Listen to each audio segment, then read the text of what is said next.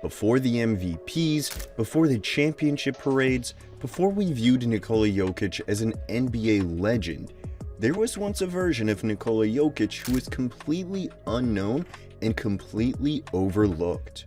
The second-round draft pick, the guy who literally got drafted during a Taco Bell commercial, the guy who was completely unknown and under the radar. Because at a time where the league was booming with social media clips of highlight reels, 40-inch verticals, Jokic didn't fit that mold, and honestly at first looked like he didn't belong. He couldn't jump, he couldn't run, he barely spoke English. He looked more like a guy you'd see working the register at a Serbian bakery than the future of basketball. And yet, he saw the game in a way no one else could. He wasn't loud, he wasn't flashy, but if you were really paying attention, you could see it in the way he passed, the way he anticipated and saw the game one step ahead, the way he slowed the game down when everyone else was speeding it up. But even still, nobody believed it could work. Because the NBA doesn't hand the keys to a franchise over to a chubby, unathletic center from Serbia. Not unless he forces you to. And on February 3rd, 2017, that's exactly what Jokic did. In a random regular season game against the Milwaukee Bucks with no national TV cameras, no playoff implications, and no expectations, Nikola Jokic did something that changed everything. He turned a meaningless game into a defining moment in his career, a moment where people had to take notice of what this guy could be. It was the kind of performance where everyone watching stopped what they were doing and said, "Wait, who the hell even is this guy?" It wasn't a viral dunk, it wasn't a 50-point explosion, it was something far more dangerous. It was the birth of a player who made greatness look easy. This is the story of the night unknown Nikola Jokic became feared, and the night the rest of the league soon realized they should have been scared all along. But before diving into that defining moment, let's quickly set the stage and recap how he got to the night that became the turning point for his entire career. After being drafted in 2014, Jokic didn't even show up in an NBA jersey until over a year later, as he chose to play overseas and continue developing in Serbia's Adriatic League. And when he finally made his NBA debut in the fall of 2015, no one really batted an eye. The Denver Nuggets were deep in a rebuild. The roster was a revolving door of young guys and journeymen. They were playing for ping pong balls, not playoff seeding. Jokic was still just a 20-year-old rookie from Serbia who was fighting as a second-round pick to even stay on the roster. He was nothing close to being seen as a franchise savior that many saw in big men at that time. He wasn't physically imposing yet like DeMarcus Cousins. He wasn't explosive, jumping out of the gym like DeAndre Jordan. These were the bigs that were highlighted at the time, and he didn't exactly fit that mold or move like a traditional big. He moved more like a guy who just got done eating a late breakfast. He wasn't tall by NBA center standards, he didn't have bounce, he looked out of shape, and truthfully, he kinda was. He started his rookie season moving the bench with no hype, expectations, or headlines, but slowly, he started to play his way into the rotation. By December, Jokic was logging real minutes. By January, he was finishing games, and by April, he had Nuggets fans asking a question they hadn't asked in years. Wait, is this guy actually good? In his rookie year, he averaged 10 points, 7 rebounds, and 2.4 assists in just 22 minutes a game.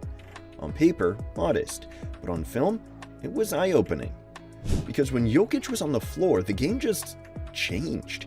He wasn't just rebounding or finishing lobs, he was passing like magic, off-dribble handoffs, out of the post, from the top of the key, hitting cutters in stride, skipping passes to the weak side, manipulating defenders with his eyes like a point guard in a 7-foot frame.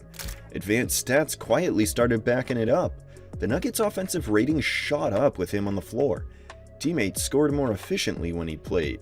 The ball moved, the game flowed, but even still, most fans still didn't really know his name. He was Jusuf Nurkic's backup, a nice second-round project, maybe a quality bench piece, But inside the Nuggets locker room, and among a few obsessed film watchers, the whispers of Jokic were only growing louder. They didn't know exactly what he was yet, but they knew they had something different. But heading into his second season, even that wasn't enough to guarantee a bigger role. The Nuggets were still juggling rotations. Nurkic was back, healthy, and expected to start. And for the first 2 months of that 2016-17 season, Jokic was still playing limited minutes, often coming off the bench and sometimes not even closing games. But something kept happening. Every time he was on the floor, Denver's offense just looked and worked better. The pace picked up, the ball moved with purpose, and teammates played smarter next to him. By mid-December, it became impossible to ignore. Mike Malone made the switch and made Jokic the starter. And from that point on, everything changed. Jokic's minutes spiked, his confidence grew, and within a month he put on a display that showed NBA GMs this guy had true star potential. But it wasn't just about potential anymore, because all it took was one night, one game, for Nikola Jokic to go from underrated to unavoidable.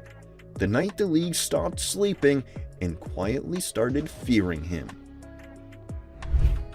So here we are, a random Friday night in Denver, Colorado. February 3rd, 2017. Game number 51 of a pretty forgettable season for the Nuggets. The Nuggets were below 500 and barely clinging to 8th in the West. The Milwaukee Bucks were slightly better, but hardly must-see TV. No national broadcast. No playoff buzz. No MVPs on the court quite yet. Just two small market teams playing in front of 15,000 fans on a cold night in Colorado. And yet, by the final buzzer, everyone watching had witnessed something different, something special, the beginning of something terrifying. Because that night, Nikola Jokic made his arrival. It started early. He wasn't just putting up numbers, he was orchestrating. By halftime, Jokic had already tallied 10 points, 6 rebounds, and 7 assists, and barely looked like he'd broken a sweat. He wasn't hunting shots. He wasn't forcing anything. He was just manipulating the floor like it was a chessboard. In the third quarter, the Bucks started adjusting. They blitzed pick and rolls. They sagged into the paint. They tried switching. Nothing worked. Jokic read every rotation before it happened. He punished mismatches. He found cutters before they even realized they were open. And all of it looked effortless. The Bucks had Giannis. They had athletes. They had size. But they didn't have an answer. By the end of the night, Jokic had recorded the first triple-double of his NBA career. 20 points, 12 rebounds, 11 assists. And yet, it didn't feel like a breakout in the traditional sense. There was no chest pounding, no social media campaign, no viral dunk that made ESPN's top 10 plays. It was quiet, precise, but inevitable. It was a clinic in control, a masterclass in anticipation, and most of all, a warning shot. To the coaches who said he'd never last, to the teams who passed on him again and again, to every scout who said he was too slow to succeed. That night, for the first time on a big stage, Jokic didn't just look like a good player. He looked inevitable. And inside Denver's locker room, one thing was clear. The Nuggets weren't just building a roster anymore. They were building around him. Nikola Jokic's triple-double against Milwaukee wasn't just a highlight, it was a pivot point. It wasn't a fluke or a flash in the pan. It was proof. For the first time, the Nuggets had undeniable evidence that the offense didn't just flow better with Jokic, it thrived. And this time, the numbers were loud enough to silence the doubters. Just 2 weeks later, Denver made it official. They traded Jusuf Nurkic to Portland. The timeshare was over. The experiment was done. The Joker was now the centerpiece. Mike Malone gave him the keys. The front office cleared the lane. And from that point forward, the Nuggets were no longer trying to find an identity. They were building in Jokic's image. Almost immediately, everything started to click. Denver's offense went from average to elite. The ball zipped around with purpose. Cuts had meaning. Spacing finally made sense. Role players who'd been drifting like Gary Harris and Wilson Chandler suddenly found rhythm again. Rookies like Jamal Murray thrived in the chaos that Jokic orchestrated. From February 3rd onward, Jokic averaged 19.2 points, 11.3 rebounds, and 6.7 assists over the final 33 games of the season on 58% shooting. And just a week after his triple-double against Milwaukee, Jokic did something that officially killed the pass-first big man stereotype. He dropped 40 points on the New York Knicks. No, not a quiet 40, a loud, dominant, foot-on-the-gas 40-piece. He hit floaters.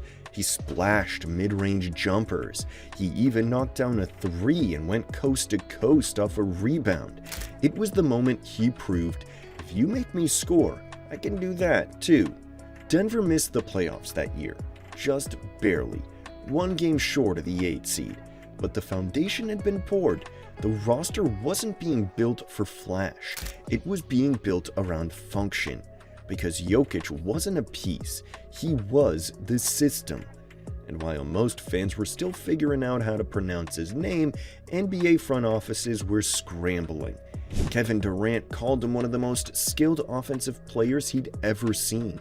Draymond Green said that dude passes like a guard. Even LeBron started calling him a problem. Double teams didn't work. Sagging off didn't work. Letting him shoot, he dropped 30 or 40. Jokic was bending the geometry of the game in real time. And worst of all for his opponents, he was just getting started. In the moment, it didn't feel like a milestone. No confetti, no viral clips, no ESPN headline. Just a quiet triple-double in a February game against the Milwaukee Bucks. But if you zoom out, that night was everything. Because what started as a random stat line became the first domino in a basketball revolution. That triple-double was more than a box score achievement. It was a gateway. The night Jokic unlocked his full identity. No longer just a fun ball mover or quirky big. That was the night he proved, I can run an offense, control a game, and dominate without fitting any traditional mold. And the results followed quickly. By the very next season in 2018, Jokic was averaging 18.5 points, 10.7 rebounds, and 6.1 assists. Nearly a triple-double every night. Denver handed him the reins completely. And the league started to catch up. He made his first All-Star team in 2019 and was back again in 2020. Suddenly, national broadcasts were focused on Denver. Players were mentioning him in the same breath as superstars. He was becoming the guy, not just in Denver, but across the NBA. And then came the big leap. By 2021 and 2022, he was named back-to-back league MVP. In 2023, he capped it off with an NBA title, and arguably the most dominant postseason run by a center since Shaq. And yet, through it all, nothing changed. Still unselfish, still under control, still running circles around defenders without ever breaking a sweat. But none of it, not the MVPs, not the championship, not the legacy, happens without that night. Because that's when Denver believed, that's when Jokic believed, and that's when the league realized this wasn't a fluke, this was a blueprint. Looking back, that night against Milwaukee wasn't just a great performance, it was a shift in trajectory. For the Nuggets, it was the beginning of a new era. For Jokic, it was the first time he truly took control. And for the rest of the NBA, it was the first glimpse of a problem they still haven't solved. He didn't need a viral dunk or national spotlight. He just needed the ball in his hands and the freedom to be himself. Because once he got that, there was no stopping him. And it all started on a cold night in February. Jokic wasn't a gimmick. He was a problem. And the Joker, he's been laughing ever since. What was your Jokic moment? The first time you realized he wasn't just a fun stat guy, but a force that would become one of the best big men of his generation. Let me know in the comments below. And if you love deep dives like this one, hit that like button, subscribe, and stick around because we've got plenty more coming. We'll see you in the next one.